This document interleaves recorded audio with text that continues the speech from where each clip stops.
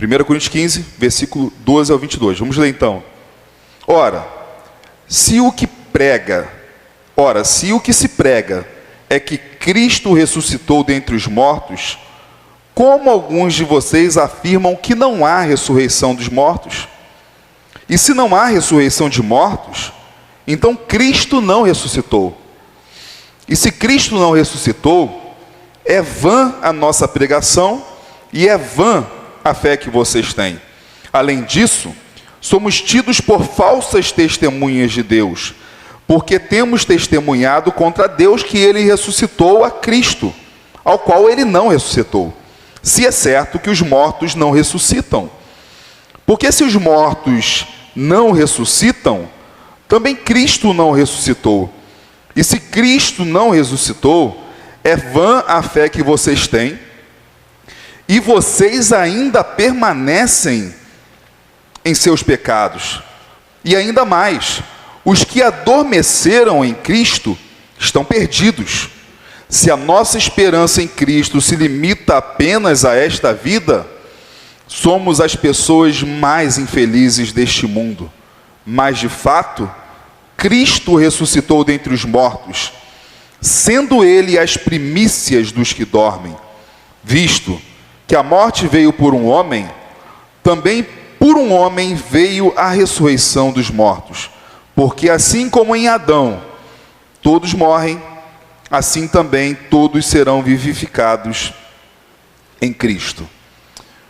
Irmãos, é um texto sobre a ressurreição, continuação do texto que a gente pregou na semana passada, que falou sobre o testemunho acerca da ressurreição de Cristo. E aqui Paulo está argumentando contra aqueles que diziam não haver ressurreição dos mortos. E a gente está aí no mês da família. O que a ressurreição tem a ver? A verdade é o seguinte, irmãos. Se as nossas famílias não estiverem centradas em Cristo, se a realidade da ressurreição final não fazer parte da fé da nossa família, da certeza que nós temos, se não for algo que nós levamos em conta nas relações familiares, já que somos famílias que creem em Jesus Cristo, famílias cristãs, a gente pode perder muito o foco das coisas que realmente importam nessa vida. Por exemplo, irmãos, o esquecimento da ressurreição leva muitas pessoas a se desesperarem tanto em querer curtir esta vida, se esquecendo da missão de Deus. E que como famílias cristãs, nós fomos chamados para uma missão que Deus tem nesse mundo.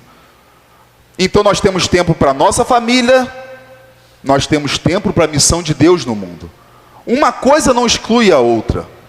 Eu vejo muitas vezes a pessoa falando assim, mas eu preciso dar mais tempo para a minha família. E realmente você precisa dar muito tempo para a sua família. Mas quem disse que quando nós nos envolvemos com a missão de Deus, não estamos dando tempo para a nossa família? Quando nós nos centramos apenas na nossa família, que tipo de ensino estamos dando aos nossos filhos? Mas quando nós nos importamos com a missão de Deus, nós estamos mostrando para a nossa família que existe um universo além da nossa bolha, além da nossa casa. Que nós fomos chamados não apenas o seguinte, é nós e mais ninguém, mas nós fomos chamados para sermos abençoadores dos outros. Por exemplo, irmãos, muita gente está tão preocupada com a sua família apenas, pai, mãe e filhos, que esquece, às vezes, dos outros laços, que são os pais e mães que ficaram lá, os avós de nossos filhos. E às vezes, na relação familiar, a gente quer ignorar a sogra, ignorar o sogro. E aí eu não estou falando de homem e de mulher, né, irmãos? Seja o sogro do homem, a sogra do homem, seja o sogro da mulher, a sogra da mulher. Porque tipo assim, não, é a gente aqui. Só que muitas vezes a pessoa esquece que quando seus filhos se casarem, você vai ser o sogro e a sogra de alguém. os nossos filhos aprenderam dentro de casa que eles não têm que se importar com os avós, porque a vida é nós. Então a gente pode ter muita coisa que desajusta a nossa vida, nos tira do foco de que uma vez que fomos chamados como por Jesus Cristo para sermos uma família dele, nós temos propósitos que vão além. E a nossa família precisa nos ver nesta missão, neste propósito. É importante para um casal, por exemplo, um casal não vai fazer às vezes determinadas coisas na frente dos filhos, né, irmãos? Mas às vezes é importante, por exemplo, um casal se beijar na frente dos filhos, para os filhos saber que pai e mãe se beijam, que pai e mãe se abraçam. Porque às vezes não quer beijar nas frente dos filhos, mas discute na frente dos filhos. E os filhos aprendem o seguinte: casal é só para discutir na frente dos filhos, mas não se beija, não há carinho. É importante que nossos filhos nos vejam orando, é importante que nossos filhos nos vejam lendo a Bíblia. É importante nossos filhos nos ver amando pessoas desconhecidas. É importante nossos filhos verem a nossa generosidade. É importante nossos filhos verem que nós nos importamos com outras pessoas além da nossa casa. Porque quando formamos apenas filhos cercados dentro no nosso cercadinho, eles vão aprender a viver naquele cercadinho. E o mundo, meu irmão, cada vez mais vai viver sem esperança. A ressurreição mostra para a gente o seguinte: meu irmão, aproveite os 70, 80, 90 anos que tem para você viver com a sua família. Eu joguei para o alto, né, meu irmão? Joguei para o alto. Se de repente você tiver um filho aos 20 anos de idade e morrer com 100, você viveu 80 anos com seu filho. Mas essa matemática não é muito comum, né, irmãos? E o que a ressurreição tem a ver com a nossa família, se tratando de família cristã? A gente quer viver tanto, irmãos, eu vejo hoje famílias querendo viver tão juntas, e tão esquecendo que existe um Deus que ressuscitou o ser humano. Aliás, um Deus que ressuscitou dos mortos e que um dia Ele vai nos ressuscitar, que nos chamou a uma nova vida com Ele. Eu não estou falando para você não viver bem os 50 anos que você tem para viver com a sua família, mas eu estou dizendo o seguinte: não viva esses 50 anos menosprezando a ressurreição que nós podemos ter em Cristo. Por que desfrutar apenas 50 anos com a sua família, se Deus disse para você que você pode desfrutar de uma eternidade inteira? Porque uma vez que os mortos ressuscitam em Cristo, significa que um dia eu ressuscitarei, a Beth ressuscitará e a Maísa ressuscitará. Então por que eu vou amar a minha família, minha esposa e minha filha, e vou dizer: vamos viver nossa vida? E Cristo pode ser um grande empecilho para a gente, Cristo pode nos atrapalhar. E aí a pessoa vive seus dias. Irmãos, toda relação familiar, para o cristão, ela é baseada na relação nossa com Cristo. Cristo é o noivo, a igreja é a noiva. O homem, para a sua família, deve ser como quem, irmãos? Como Cristo é para a igreja. E a mulher deve ser como a igreja para Cristo. Cristo se sacrificou pela igreja. E a igreja, então, com a mensagem de Cristo, é chamada a se sacrificar por Cristo. E a pergunta é: nossa família crê naquele que se sacrificou? E estamos prontos também a viver uma vida que, se for preciso, nos sacrificaremos pela nossa família? Mas ao mesmo tempo entendendo que a nossa família foi chamada por Deus para uma missão nesse mundo que vai além dela mesma. E ser uma família com uma missão no mundo significa ser uma família chamada por Cristo, E uma família chamada por Cristo, ela não dura 100 anos. Uma família chamada por Cristo vive a promessa de uma ressurreição. Se hoje nessa vida nós temos que às vezes carregar nossos filhos, ou então temos que carregar os nossos pais por causa das enfermidades, nós temos em Cristo uma promessa onde essas coisas não serão mais necessárias, porque já não haverá mais enfermidade, não haverá mais dor, não haverá mais choro, não haverá mais um corpo sofrendo as consequências do pecado, das enfermidades por causa do pecado, da morte por causa do pecado, e todos nós somos mortais. Nós estamos numa contagem regressiva. E a triste notícia de que o seguinte, irmãos, quando o relógio virar e dizer que você chegou na segunda-feira, dia 2 de maio, significa que você tem um dia a menos na sua contagem final, que você nem sabe qual é. Que a gente parece que tem uma senha, né, irmãos? E a gente acha que aquele irmãozinho ali vai ser chamado na senha, e aí alguém vai lá e engole barriga e passa na frente.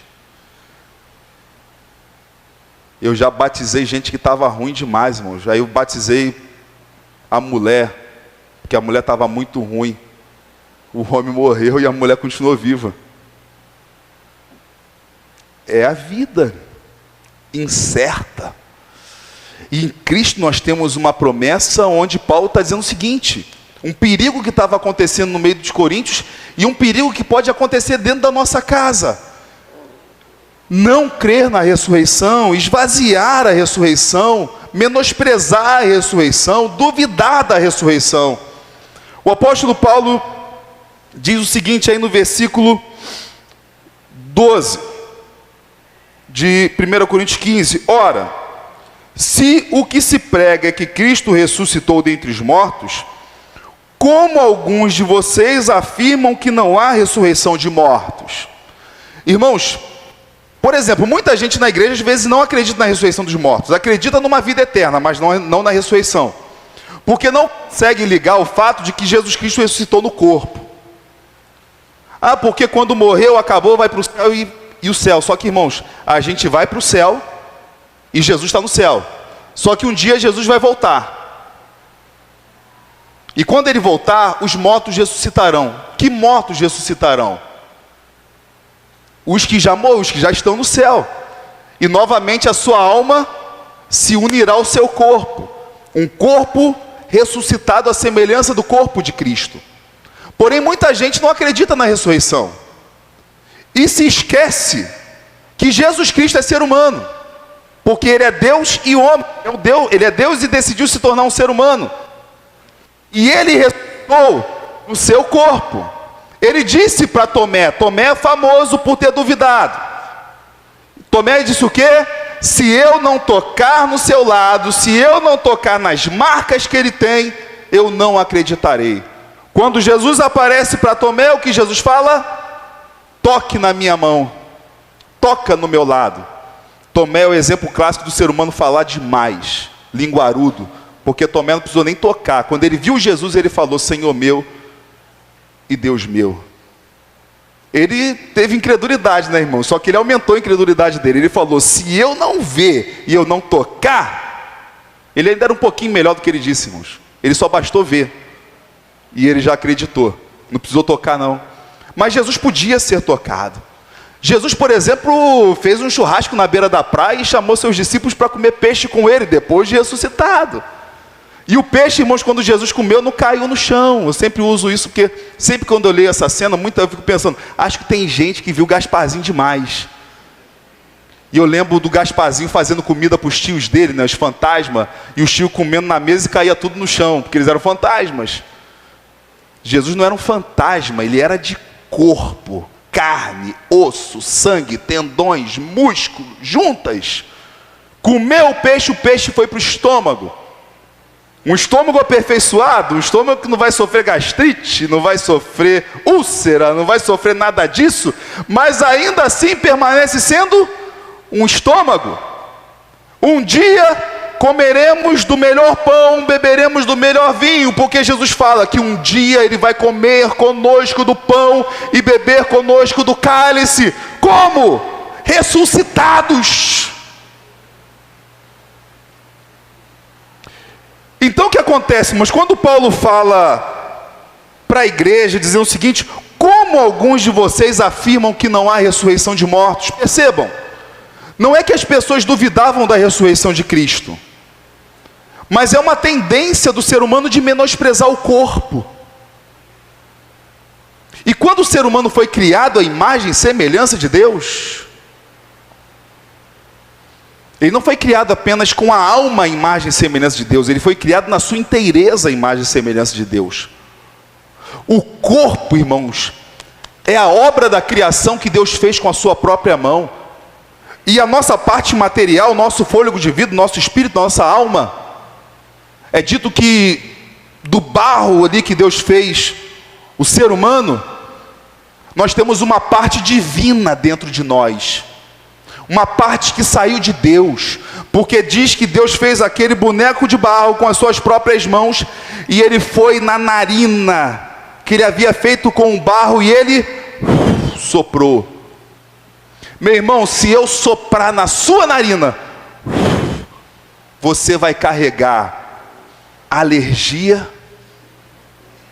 você vai carregar aquilo que eu comi, bebi, um mau hálito, dependendo aí da circunstância. Eu procuro não ter, porque eu gosto muito de beijar a Beth, então eu não faço isso com ela. Então eu escovo o dente várias vezes, chupo bala house, bala mentos, seja possível, por aí vai. Não vou fazer sofrer a pessoa que eu quero fazer o bem, né, meu? Beijo, irmão. Irmãos, se eu soprar e eu tiver com Covid na sua narina, possivelmente tu vai pegar Covid. Quando Deus soprou nas narinas do ser humano, irmãos, nós, uma infinidade de bênçãos da presença do Eterno, da característica dele, da imagem, da semelhança dele, do que ele tem de melhor para a gente. E o corpo passou a ter vida. A criação do ser humano, e Jesus assim: mas o corpo não presta. Jesus um dia, o corpo é algo tão maravilhoso que Jesus um dia decidiu ter um corpo para redimir aqueles que possuem corpos. Um corpo limitado pelo pecado, um corpo que morre, sofre, um corpo que hoje pode estar com vigor, mas amanhã pode estar frágil, fraco, morrendo, que hoje pode carregar os outros, mas que amanhã talvez precise ser carregado por alguém. Um corpo fragilizado pela injustiça desse mundo, pela maldade do ser humano, porque por nos tornarmos pecadores, nos tornamos também mortais. Mas quando Cristo ressuscita, significa a esperança para o corpo do ser humano, a esperança para a humanidade. Porque muitos falavam da ressurreição de Cristo, irmãos, e às vezes falam hoje e não se ligam o que a ressurreição significa. Então Paulo está argumentando com os irmãos: olha, se prega que Cristo ressuscitou dentre os mortos. Jesus se tornou um ser humano, e ele ressuscitou, um ser humano ressuscitou, para nunca mais morrer novamente. Como é que vocês vão afirmar que não há ressurreição dos mortos? Então ele vai seguir na argumentação, ele vai jogar a argumentação das pessoas contra elas mesmas, irmãos. É que Paulo vai falar. Paulo vai levar os coríntios a pensarem nos próprios questionamentos que eles fizeram. Ué, eles acreditam que Jesus ressuscitou, então por que não acreditam na ressurreição dos outros seres humanos, já que Jesus se tornou um ser humano, que morreu como a gente morre, mas ressuscitou do jeito que nós não seríamos capazes de fazer se não fosse por ele? Então o versículo 13, Paulo prossegue: e se não há ressurreição dos mortos, então Cristo não ressuscitou. Paulo está perguntando para os irmãos: vem cá, se os mortos não ressuscitam, então Cristo não ressuscitou. Vocês estão dispostos a levar isso adiante? Vocês vão anunciar para o mundo que Jesus não ressuscitou? O que muita gente ia dizer: o que não? Que é isso, Paulo? Que é isso? Jesus ressuscitou sim, a gente acredita, nós ouvimos testemunho de vários irmãos. Vocês estão dispostos a morrer por essa mensagem, porque, irmãos, muitos dos coríntios não eram testemunhos oculares. A maioria das testemunhas oculares da ressurreição de Jesus eram judeus, que era o povo ali que estava na região onde Jesus viveu o seu ministério. E ali o evangelho se espalhou pelo mundo, inclusive pelo apóstolo Paulo. Os estrangeiros, os gentios, se converteram a Jesus. A igreja de Corinto poderia ter judeus, mas em sua maioria era formada de estrangeiros, não judeus, e que receberam a mensagem da ressurreição e creram. Hoje, irmãos, nós cremos na ressurreição pela fé. As pessoas daquela época, elas, além de terem a fé de que Jesus ressuscitou dos mortos, elas ainda conheciam Paulo. E Paulo dizia o seguinte: eu me encontrei com Cristo no caminho de Damasco, quando eu estava indo para perseguir a igreja. A igreja podia ouvir Pedro, e Pedro dizer: eu neguei Jesus, mas ele me perdoou quando ele voltou dos mortos. Eu comi peixe com ele, eu o abracei, eu pude declarar novamente meu amor a ele. E essas pessoas, vendo que Paulo estava disposto a morrer por isso, que Pedro estava disposto a morrer por isso, então as pessoas tinham a fé e ainda haviam pessoas dispostas a morrer pela mensagem do evangelho. Pessoas que não tiveram ganhos pessoais, pessoas que foram hostilizadas, massacradas, humilhadas nesse mundo, mas que em nenhum momento abriram mão da verdade, do que eles criam pela fé e do que os seus olhos mesmos viram ao ver Jesus voltar dos mortos. Então Paulo fala para eles: se os mortos não ressuscitam, então Cristo não ressuscitou. Paulo segue no argumento: e se Cristo, versículo 14, se Cristo não ressuscitou, é vã a nossa pregação e é vã a fé que vocês têm. Se Cristo não ressuscitou, uma pergunta que eu vou fazer para os irmãos aí: o que a gente está fazendo aqui, meu irmão? Ah, não tem esse negócio de ressurreição dos mortos, não. Esse negócio de Cristo ressuscitar, ele não ressuscitou, não. Paulo está perguntando: vem cá, se Cristo não ressuscitou, o que tu está fazendo numa reunião de um povo que adora Jesus?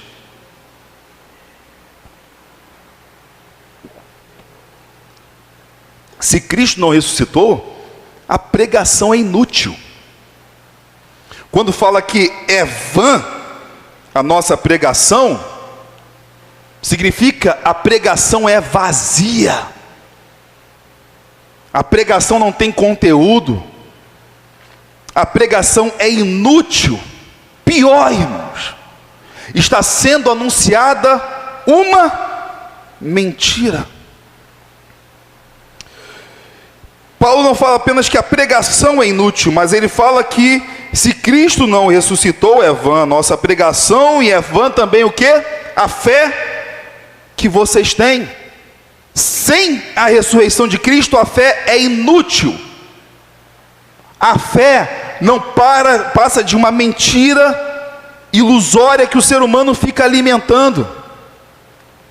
Irmãos, sem ressurreição, vou aqui usar um termo aqui bem claro: sem ressurreição de Cristo, a fé é, sabe o que? Uma maconha religiosa. Não passa de uma maconha religiosa, que na hora do culto o indivíduo está fumando a sua maconha religiosa, está entrando numa espécie de êxtase, de transe, de alguma emoção, de alguma coisa que seja, de uma fuga da realidade, mas que não serve de nada, é só alucinação coletiva de um povo louco, firmado numa coisa completamente sem cabimento, de que há um Deus que se tornou ser humano, que morreu e voltou dos mortos.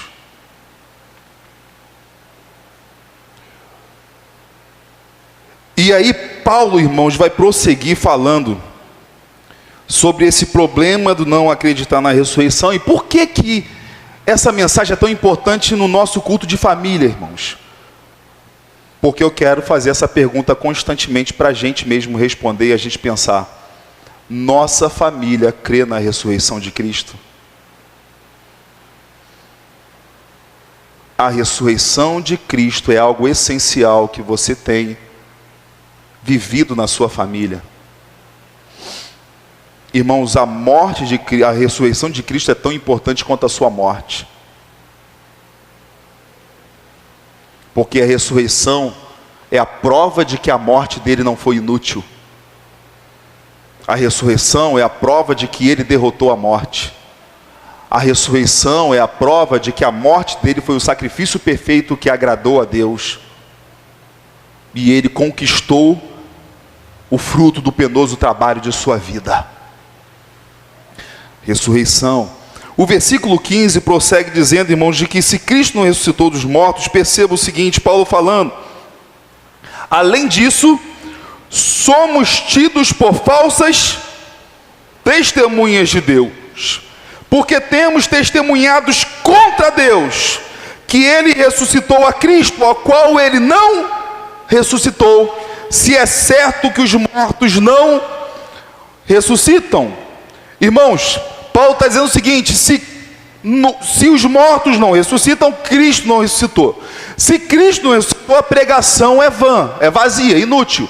Se Cristo não ressuscitou, a fé é ilusão, é maconha religiosa, é uma mentira, um vazio, uma inutilidade, uma perda de tempo. Se Cristo não ressuscitou, nós que somos testemunhas dele, somos mentirosos. E até, irmãos, a questão seguinte, Paulo diz aí: somos tidos por falsas testemunhas. Uma coisa que precisa colocar no lugar, irmãos: muita gente no Brasil está achando que a gente tem que ser advogado de Deus, meu irmão.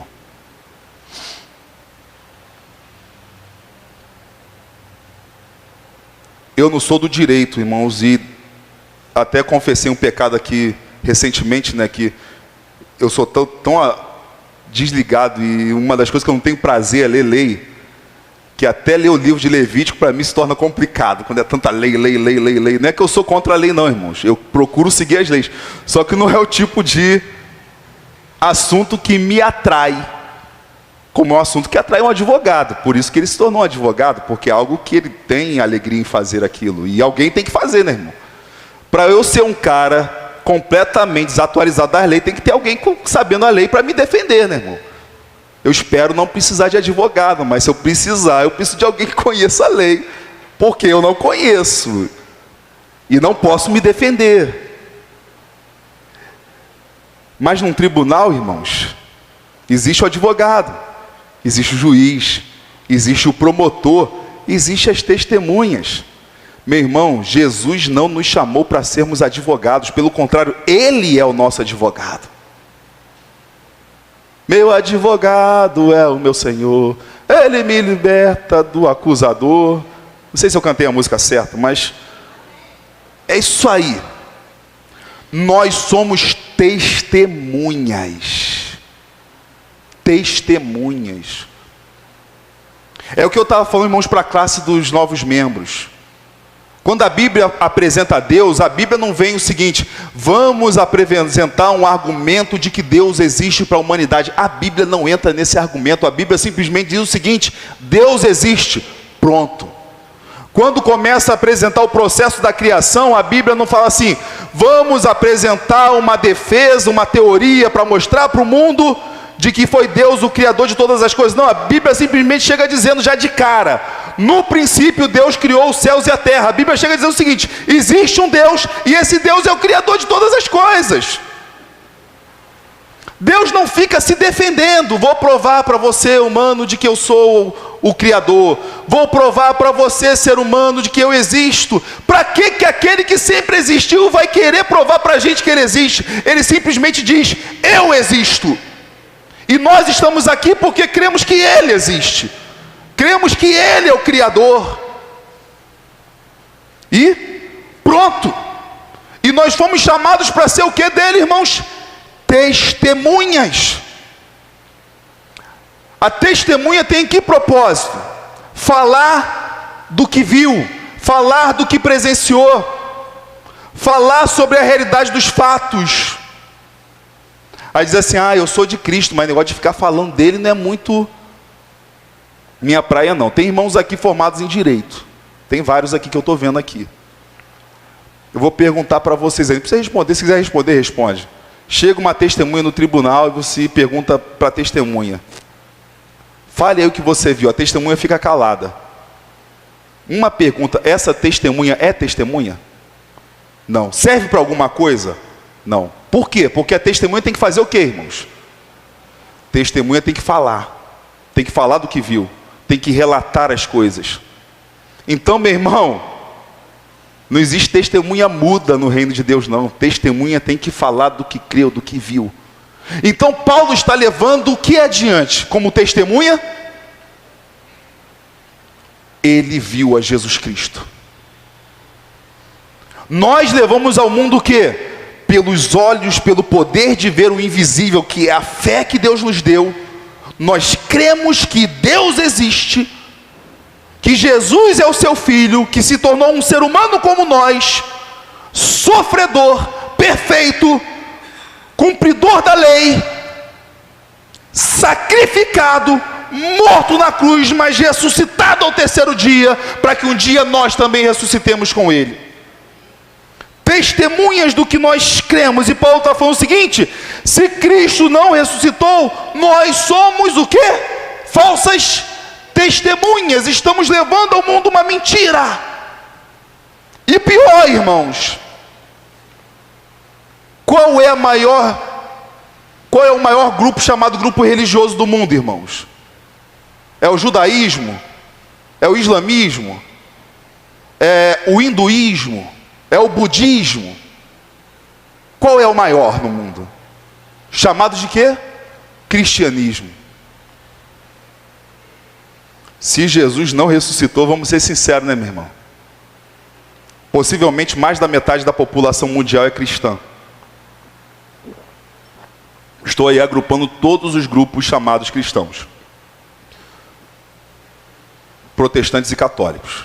E outros grupos minoritários.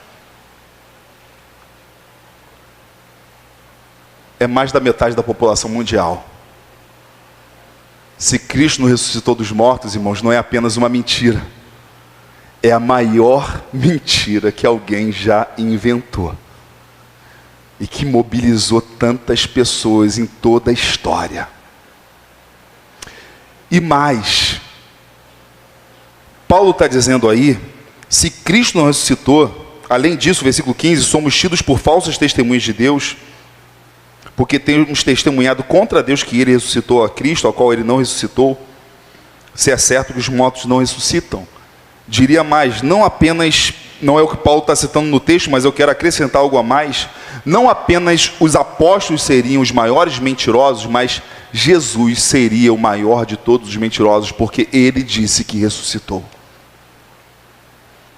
Jesus pularia da posição de Deus, de homem perfeito, de santo, de amável, para o quê? Para o maior pilantra da face da terra. Eu citei aqui, irmãos, que não há como a gente levar um pedacinho de Jesus, meu irmão. Jesus é revelado aqui por meio desse livro. Ou você leva o pacote inteiro, ou não leva nada.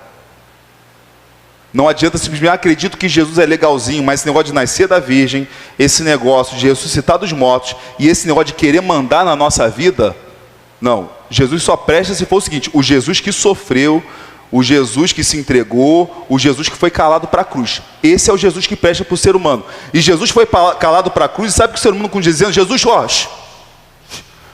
Jesus vai dizendo: ame os inimigos, Jesus, quieto, Jesus.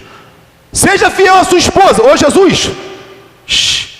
O Criador criou homem e mulher, Jesus, quietinho. Tem que passar por uma porta estreita, Jesus, fica calado. O homem que olha a mulher com intenção impura já adulterou com ela, Jesus, ô Jesus. Aí o que o pessoal diz? Não, Jesus é legal. A igreja que fica inventando um monte de coisa de Jesus, irmãos, a igreja não inventa coisa de Jesus, a igreja prega o que está nesse livro, a revelação de Jesus. Porque no final é o seguinte, irmãos, o ser humano só pode acreditar em 3 coisas acerca de Jesus. Porque Jesus se apresenta ao mundo como o homem que é Deus, que nasceu de uma virgem, que é o cumprimento de todas as profecias, Salvador da humanidade, que nele o homem e a mulher podem encontrar ressurreição, e que devem segui-lo, obedecê-lo, que chega para a humanidade e diz assim: eu não chamo vocês apenas de servo, mas eu chamo de amigo. Aí você fica felizão. Ah, que bom demais, Jesus me chamou de amigo. Cara, ser amigo do chefe do mundo é coisa boa demais. Aí ele fala o seguinte: vocês são meus amigos se fizerem o que eu mando. Ah, Jesus, pegou pesado. Então, irmão, Jesus só tem como ser 3 coisas, já que ele se intitula e se apresentou como aquele que ressuscitou dos mortos e que é o Messias prometido. Ou Jesus é um mentiroso. Ah, mas eu não acho que Jesus é um mentiroso, ele é legalzinho. Eu só não acredito nessas coisas todas que falam dele por aí. Então você acha que Jesus é um louco, um fanático, com mania de grandeza. Ou Jesus é um mentiroso, ou Jesus é um louco com mania de grandeza, ou Jesus, ele é realmente tudo aquilo a qual ele diz ser. E você, meu irmão e minha irmã, acredita que Jesus é tudo aquilo a qual ele diz ser? A sua família está aprendendo de que a vida de vocês não precisa se limitar a essa vida, mas que existe uma vida além dessa vida, a qual Jesus Cristo garantiu para você e sua família, chamada ressurreição dos mortos. E que Ele te chamou para, junto com a sua família, se entregar à missão dEle, para que mais pessoas ressuscitem para essa nova vida. Porque se Cristo não ressuscitou dos mortos, Paulo fala, somos falsas testemunhas. Versículo 16, porque se os mortos não ressuscitam, também Cristo não ressuscitou. É que eu estou falando, então Jesus ou é um mentiroso, ou seria um mentiroso, ou um louco completamente alucinado com mania de grandeza. Versículo 17, se Cristo não ressuscitou, mais uma vez Paulo fala, é vã a fé que vocês têm, inútil a fé que vocês têm. E aí Paulo fala uma coisa ainda mais grave, irmãos. Vamos ler juntos? E se Cristo não ressuscitou,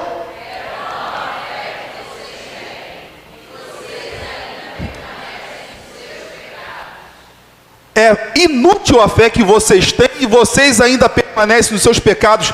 Meu irmão, por que eu estou dizendo que a ressurreição tem que ser algo que tem que estar presente, firme na nossa família? O fortalecimento dessa verdade, dessa revelação de Deus e da promessa que um dia nós ressuscitaremos também. Porque não há um ser humano amoroso, bom, que negligencie a sua família, que rejeite a sua família. O pai e mãe quer o melhor para a sua família, quer viver longos dias com a sua família. Por que a gente tem tanta preocupação com a violência, irmãos? Porque nós não queremos que o nosso familiar morra. Por que a gente tem tanta preocupação com a saúde, com os hospitais? Porque nós não queremos ver o nosso familiar sendo maltratado. Pelo contrário, queremos que ele vá, na hora que precisar de um médico, de um hospital, e seja curado. Por que a gente está preocupado com o trabalho e com o pão de cada dia? Porque se a gente não comer, a gente morre. Por que a gente também está preocupado em passear, em conversar fiado em casa, em viver o momento, em rir junto, chorar junto, contar piada, contar as histórias da família, estar ali abraçado juntinho, se alimentando junto? Porque tudo isso faz parte de pessoas que se amam e querem estar juntas. E aí o que acontece? Jesus está dizendo o seguinte: por que você às vezes está desesperado, querendo viver apenas como se esses dias se acabassem, quando eu disse para você que essa sua família pode viver eternamente? Não é Deus que fala, eu não sou Deus de vivos, mas não sou Deus de mortos, mas Deus de vivos. Perceba, irmãos, um dos nomes do nosso Deus. Deus é chamado como Deus de Abraão, Isaque e Jacó, o Deus da família, o Deus do Pai, do Filho e do Neto. Perceba que o projeto de Deus para a redenção da humanidade é sempre uma família. Sempre uma família. Deus começou tudo como? Uma família. Que família é essa? Adão e Eva. Pecaram. Caim se voltou contra Deus e contra o seu irmão e matou o seu irmão Abel. Adão e Eva seguiram fazendo filhos. Um de seus filhos, chamado Sete, seguiu com uma linhagem que exaltava o nome de Deus. Uma família. Quando a humanidade se tornou decadente, e Deus decidiu que a humanidade estava com uma malícia que havia ultrapassado sua paciência, Deus destruiu a humanidade como, irmãos? Com as águas de um dilúvio. Mas Ele não destruiu a todos, Ele preservou o que, irmãos? Ele preservou um cara, um vizinho e um colega distante? Não, Ele preservou quem? Uma família. Porque aquela família seguiria sendo a mensageira dele, da esperança, a qual ele faria uma aliança, a família de Noé. E quando a humanidade seguiu adiante, adorando vários deuses, Deus chamou novamente um homem. Mas Ele não chamou um homem sozinho, Ele falou o quê? Farei de você uma grande nação. Sobre a sua descendência eu abençoarei todas as famílias da terra. É o que Deus disse a quem, irmãos? Abraão. E nós somos conhecidos por servirmos ao Deus de Abraão, Isaque e Jacó. Deus do Pai, do Filho e do Neto. Mais uma vez, uma família. Deus podia ter formado o seu filho do nada, mas Deus envia Jesus nascendo de uma mulher, tendo um padrasto que não ficou conhecido na história como o padrasto de Jesus, mas ele era chamado de quê de Jesus, irmãos? De pai, José.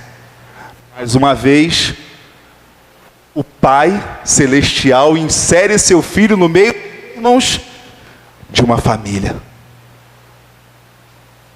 para seguir adiante com a ressurreição, com a mensagem, com a missão dele. E aí percebam o que Paulo está dizendo, irmãos: se Cristo não ressuscitou, nós ainda permanecemos em nossos pecados, e se permanecemos em nossos pecados, não há esperança para a gente, estamos condenados. O que significa, irmãos? Uma família que negligencia, nega, rejeita que Cristo voltou dos mortos, vai ter que responder pelos seus pecados. Não estarão debaixo da guarda, da proteção do Filho de Deus, que já levou sobre a cruz, sobre si mesmo, a nossa condenação. A ressurreição faz parte da nossa crença familiar. Estamos reconhecendo de que um dia Deus vai nos ressuscitar, mas por que isso precisa ser centrado apenas na nossa família, se a nossa família foi chamada para ser abençoadora de outras famílias? Porque assim sempre foi nas Escrituras Sagradas, com a família de Adão e Eva em Sete, com a família de Noé, com a família de Abraão e Sara, com a família de José e Maria, criando Jesus até o dia em que o filho deles, que é filho de Deus, completaria a sua missão, o seu propósito, a qual ele veio ao mundo. Se não fosse a ressurreição, irmãos, ainda estaríamos nos nossos pecados. E ainda mais, Os que adormeceram em Cristo estão perdidos, aqueles nossos irmãos que a gente fala tanto, um dia nos encontraremos. Paulo está dizendo, se não há ressurreição, pode até ter um encontro, mas vai ser um encontro terrível, sem esperança. E aí, irmãos, perceba o que diz o versículo 19. Leve isso para a sua família. Eu sei que você quer viver dias maravilhosos na sua casa. Mas se a nossa esperança em Cristo se limita apenas a esta vida, somos as pessoas mais infelizes deste mundo.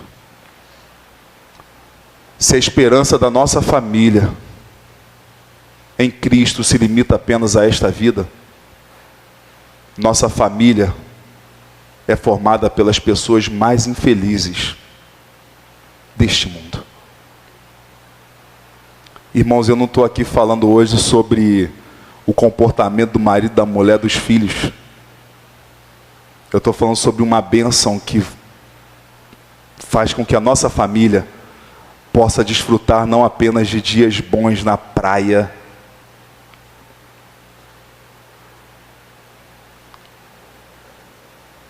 num cinema, num parque, e um dia que depois acaba. Já percebeu, irmãos? Eu percebo que hoje o ser humano está neurótico com o passeio, e ele não consegue nem desfrutar do passeio, porque o ser humano está tão desesperado para passear, que ele passeia, e quando o passeio acaba, ele já está desesperado porque acabou. E ao invés de se alegrar pelo dia que teve, está infeliz, porque o outro dia vai ser diferente. E aí Jesus fala para nos dar um propósito muito maior. Você vai poder mergulhar numa água e pensar o seguinte: talvez essa água esteja poluída. Talvez essa água esteja com alto grau de coliformes fecais. Um dia eu mergulharei numa água pura, sem contaminação nenhuma.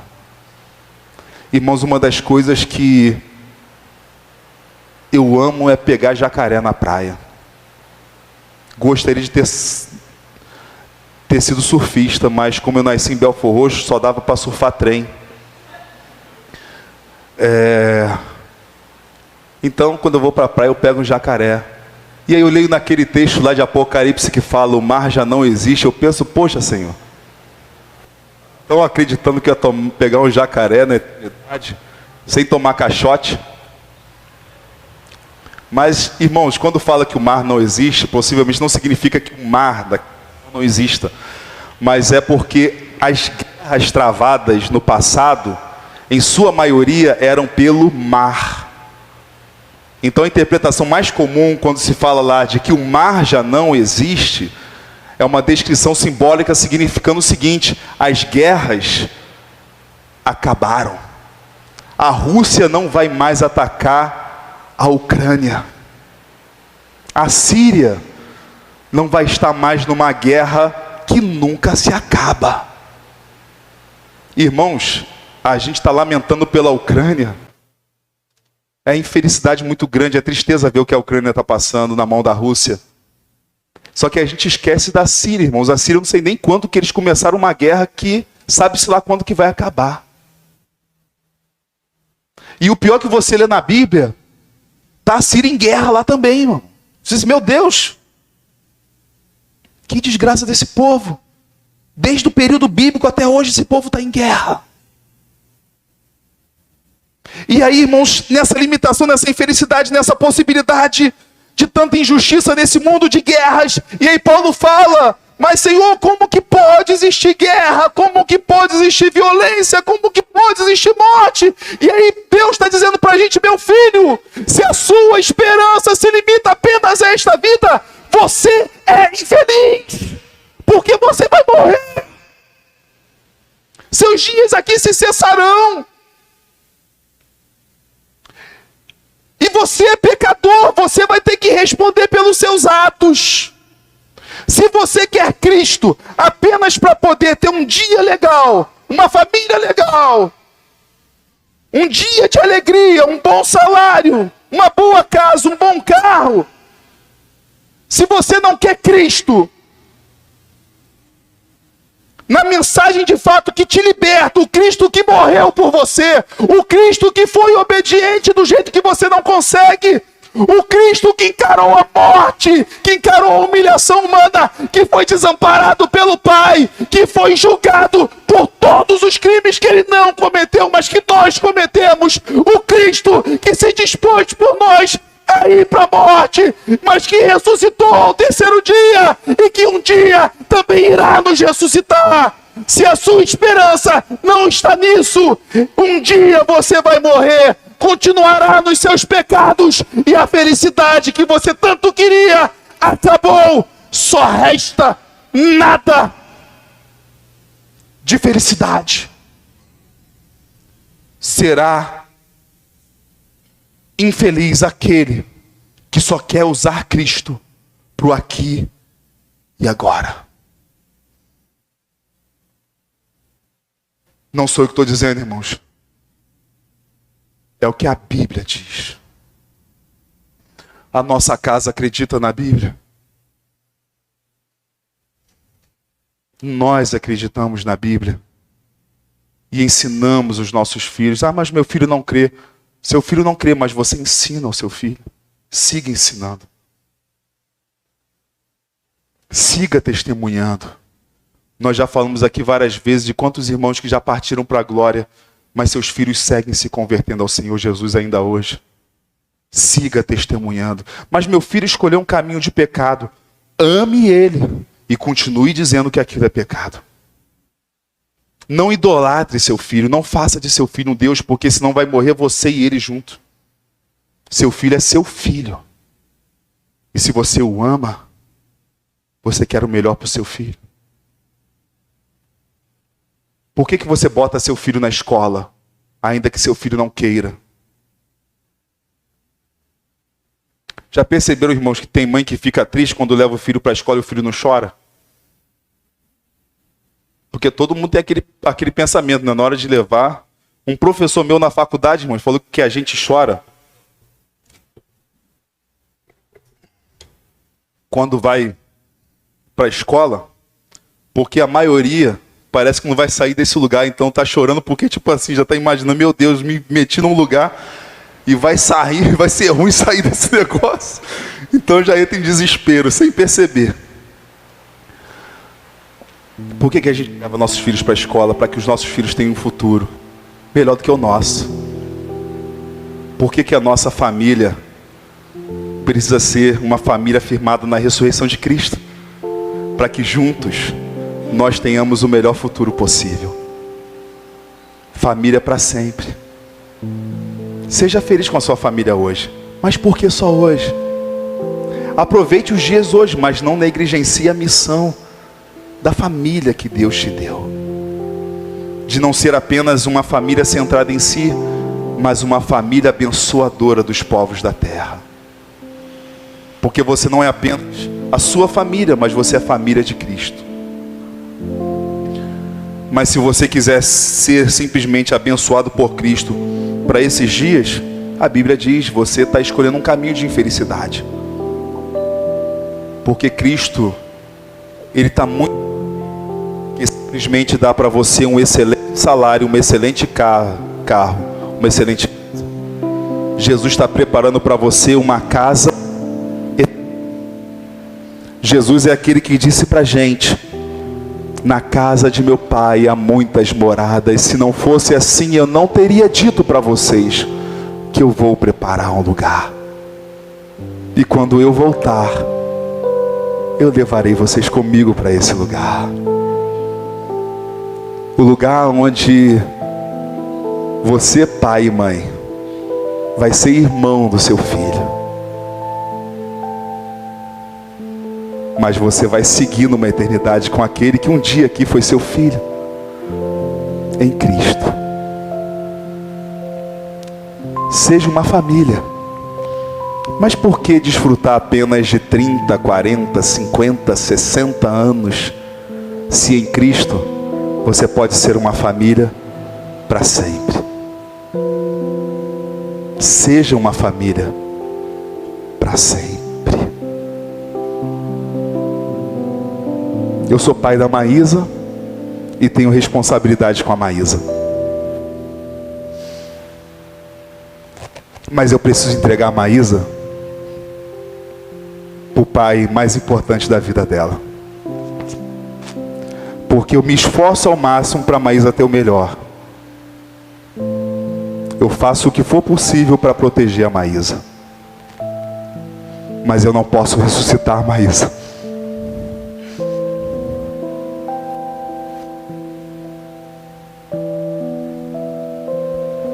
Mas Ele pode.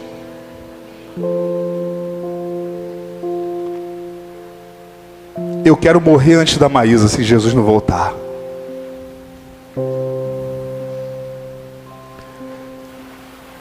Penso que um dia, se Jesus não voltar, meus netos sepultarão minha filha.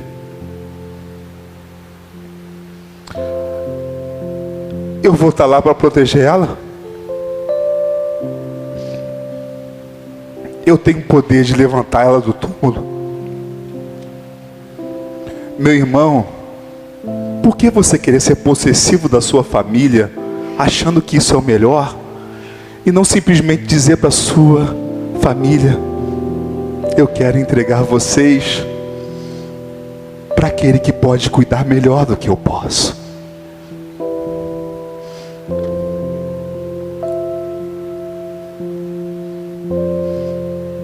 Tem uma coisa, irmãos, que não é da Bíblia, mas a gente aprende até com a Disney, né? Uma vez eu fui no quarto da Maísa, quando era um bebezinho, eu levantei ela igual o Rei Leão. Falei para o Senhor: Senhor, eu vou cuidar dela até onde eu posso, mas ela é tua. Eu quero fazer o melhor trabalho, mas a minha vontade como pai dela aqui é que o Senhor, que é o pai dela para sempre, faça todo o melhor que eu jamais seria capaz de fazer. Meu irmão e minha irmã, dê tudo do melhor para sua família, mas lembre-se que somente Jesus pode unir você e a sua família naquele grande dia em que o mar, a terra, vai ter que devolver tudo que foi tomado. Onde, quando Cristo aparecer nas nuvens, ao ressoar da última trombeta, os mortos em Cristo ressuscitarão para o encontro com Ele nas alturas, e os vivos serão transformados para o encontro com Ele nos ares. Eu não posso dar esse cuidado para Beth, eu não posso dar esse cuidado para Maísa, só Jesus. Que a ressurreição seja uma realidade na sua casa.